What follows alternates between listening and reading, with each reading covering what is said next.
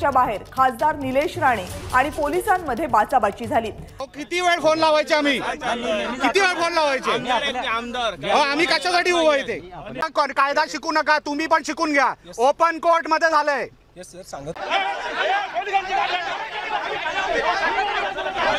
अजितदादांनी राष्ट्रवादीच्या मतदारसंघामध्ये त्या ठिकाणी कोट्यवधीचा निधी नेला आणि तशा प्रकारचे प्रवीण दरेकरजी, निवडणुकीच्या प्रचारामध्ये तुमच्या पक्षाचा आमदार थेटपणे मतदारांना धमकी देत असेल तर पक्ष म्हणून तुमची काय भूमिका असणार आहे? बरोबर आहे। आता नितेश राणे सहज बोलताना पण तसे बोलतात, त्याचं समर्थन होणार नाही।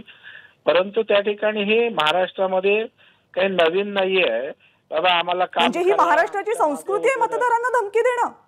नाही, संस्कृती हा शब्द तुम्ही बोलताय। हा, मग मी तेच म्हणते, महाराष्ट्रात नवीन नाही असं जर तुम्ही म्हणता याचा अर्थ काय आमदार जाऊन निवडणुकीच्या प्रचारामध्ये धमक्या देतात? धमक्या देणं नवीन नाही असं नाही बोललं। ट्विस्ट नका करू, मी अत्यंत जबाबदारीने नेहमी बोलत असतो।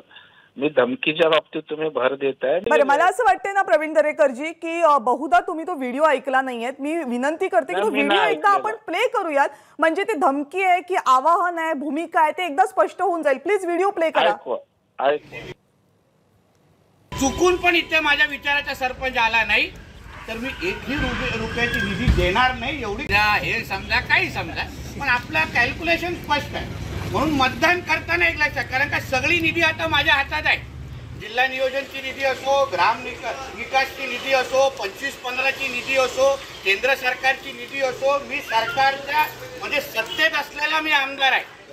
म्हणून पालकमंत्री असो, जिल्हाधिकारी असो, संबंधित कुठलाही मंत्री असो, उपमुख्यमंत्री असो, मंत्री असो, मुख्यमंत्री असतील, हे कोणीही मला विचारल्याशिवाय नांदगावमध्ये निधी देणार नाहीत।